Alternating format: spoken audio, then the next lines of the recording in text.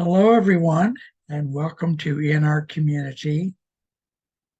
I'm your host today, Marc Isaac Potter, and I'm also your guest. We're going to be talking about Zen, which, of course, is a practice around the world. And in my opinion, it's a religion. It sometimes claims not to be, but I think it is one. I think it's compatible with other religions. I'm a Christian and a Buddhist at the same time, so it works for me, and I know other people for whom that does work. Anyway, today is part two of what may be 10 or 15 shows over a period of years, probably. Uh, so let me get to it. What we're going to do is we're going to read from a manual. It's a kind of a chapbook. It's about 50 pages long when it's in the right typeface, type size. It's called Meditations on Being Human. Oh, I forgot to turn on my timer. There we go. It's called Meditations on Being Human. And we're going to read some, talk some about it, read, talk like that. And I'm going to be correcting the manuscript as we go. Uh, there's things in there that need to be changed. I might as well change them while I'm on the fly here. All right, so let's get at it here. Okay, we're the next thing, and there is a little overlap from part one. So the next part of the practice that we were talking about is completeness. Nothing is ever completely complete, and each moment is complete. Now, that is a paradox. There are a lot of paradoxes in and contradictions in Zen, quite a few. So it's something one gets used to as we're doing it. The two things exist side by side, and oftentimes, contradictions exist side by side. One time we're happy, another moment we're angry. Sometimes we're happy and angry at the same time. Maybe your daughter went on a vacation and she didn't come home at the right time. So when she gets home, you're just overjoyed that she got home properly, but underneath there's some worry and discipline and anger from having been upset and her not being home when she was supposed to be. So that's an example. All right. Nothing is ever completely complete, and each moment is complete. In Zen, there are a lot of these things that seem like contradictions and paradoxes. And for now, let's just call them paradoxes and contradictions. Later in life, you may have a different opinion, but they're not paradoxes in that they exist at the same time and that's their natural state. So they're not as paradoxical as they first seem. So what do we got? Each moment is completely complete because each moment is in the present. There is only this moment. There isn't really, and these are probably advanced concepts in Zen, but this is the way I teach. We're going to get at it. Somebody's going to ask me about it. That's fine. In terms of history, future, past, present, it turns out that there isn't really any past. There isn't really any future in terms of our experience. We're having our experience right now, right now, right now. And so in some ways, there isn't even a present because the right now is happening so fast that by the time your mind catches up with what's going on, it's already gone. That's how fast it moves. If you look closely, the past does not exist for us right now. We have some thoughts in our head about what we thought history was. I'm going to be addressing that later. We have ideas about what happened in the past based on the history of the victors. You know that whole thing, the victor of anything, a conflict or a person who gets elected or a team that gets elected is the one who writes the script for how things are. So past is written by the victors. Their opinions, attitudes, and beliefs of the people who were put in charge of transmitting some representation of what happened in the past. So, there's spin doctors and all this stuff, people who write about history, and it's pretty much there, no matter how accurate they're trying to get it, it's pretty much there, seen through their eyes, through their filter as a human being. We do not really know what happened. We know what we're told happened. And that sits there. It's the truth. And here I'm going to say, be willing to learn. Now, this is kind of one of my favorite topics. I first learned this in 12-step programs. If you're going to start a program where you're practicing something or you're learning something new, the first step before you ever start the practicing itself is having the willingness to learn. And what I'm going to say, and it's often repeated in 12-step programs, because I have a pretty full life experience, and that's part of it. You need to be willing to be willing. Am I willing to learn this stuff, or am I learning it under distress? Is the way it's being presented not grokkable for me, not understandable? So you need to be willing to be willing. And then once you're willing to be willing, then you're willing, and then you learn. Being willing to learn it more about being experiential, that is to say, one's own experience. We often have experiences, and we're having experiences constantly to the day.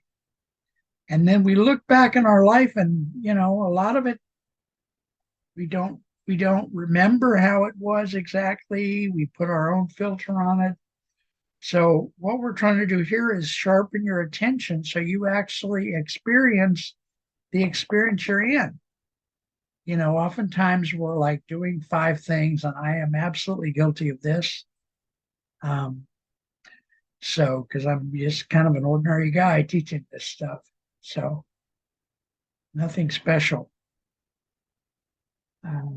Yeah. So be willing to learn more about your own experience. I will not ask much of you here because you're going to learn, what we're talking about is Zen and Zen meditation. And we talked last time about, choose your own form of meditation. TM, yoga, they all work very well. Just keep that whichever one you choose. In this case, we're talking about Zen. So I will not ask much of you here because you're going to learn this stuff in meditation. You're going to learn how to experience your experience. You don't have to even worry about it. You could just relax and do the meditation. And over a period of time, it's going to come to you. It's my opinion. It won't always, but it usually does. For someone who sticks with it, and we're honestly talking years here. I'm going to be straight with you about that. In all that you do, be willing, if only so far as you are willing to be willing in the first place. That is a start. And I guess on every show I do, I'm going to have to say something about myself because you didn't see the other shows. I've got about 20 years experience, well, 25, in various types of Zen, unauthorized rogue Zen, and a little bit of time in a formal Zen training. Only about a year and a half of the 25 years was formal. By the time I sat down to do that, I had been in probably 10 years or more of kind of the spiritual.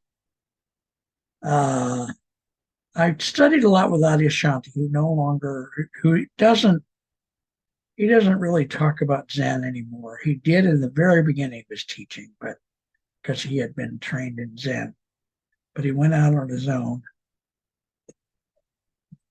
All right, this says learning about attentiveness and becoming more attentive. First of all, doing. We Americans, and I'm an American, I can't speak for the French or the British. We Americans seem to like doing things very much. We get a lot done. We work long hours, and I did look this up on the internet. We work longer hours than most people in industrial countries.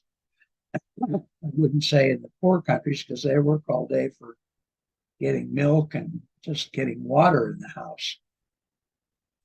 And we work more days. Americans work more days. We have fewer days off. And many of us do not take a vacation per se during the year. We might take a long weekend here and there. I cannot even remember taking more than a few real vacations in my lifetime. Generally, I do not even like vacations. And now my wife, Carol, I've talked about her in almost every show. She passed away in 1995, and I miss her dearly. Generally, I do not like vacations. Once, when Carol was alive, we went to Hawaii with friends. It was fabulous fun. It was a real vacation. Now, experience. Let's talk about experience. We are less comfortable and less knowledgeable about how to experience our own self. It would seem odd to claim that people do not know how to experience. And I'm going to confuse you by saying experiencing our own experience. After all, what else are we all doing when we're so frantically wailing around, running around doing? Are you telling me that we are not experiencing? I'm telling you not that we're not experiencing, but we're not experiencing what's really going on in the moment. What we're doing instead, we're in our heads, we're in our thoughts, we're in our emotions. We're not right there with whatever's going on. You know, I might be cooking an egg, and while I'm doing it, I'm thinking about my daughter's divorce or something. I don't have kids, but that's an example. You know, I might be watching TV, but I'm worrying about my doctor appointment tomorrow. So I'm not really paying attention to the television, not fully. Well, we are generally experiencing the thoughts in our heads. We are experiencing emotions, and we are busy managing a dream in our heads about the things that happen. As we perceive they happened, we have our own perception of how things went. And you know, if a crime is committed, you've got 7 witnesses, they all have a different story. He was black, he was white, he wore a green shirt, he limped, he wore a yellow shirt.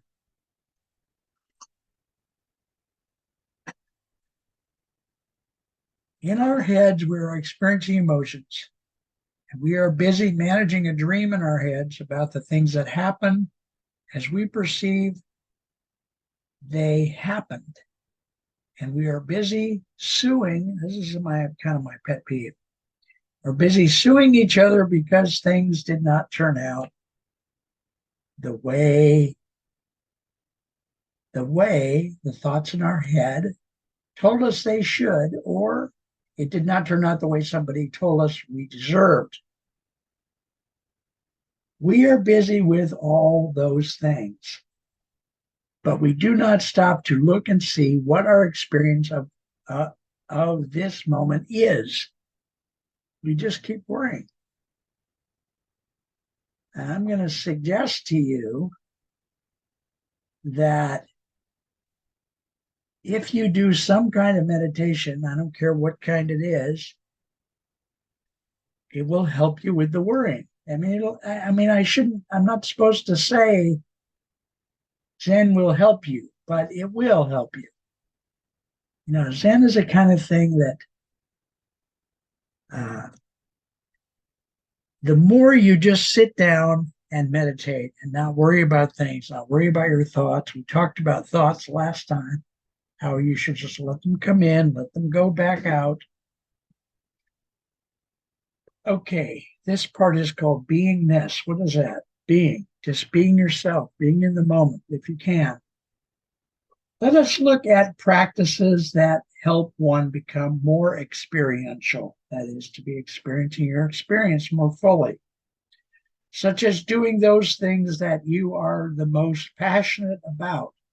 Now, this is kind of one of my own thoughts about being. Yes, you can sit down in a meditation, and my opinion is it will really help you. Doesn't always, but it will really help you with your experiencing your own life more fully. Being is very wonderful and powerful, and it's not easily realized. If I talk about it in the deepest, best way that I know, it would not make sense to you at all.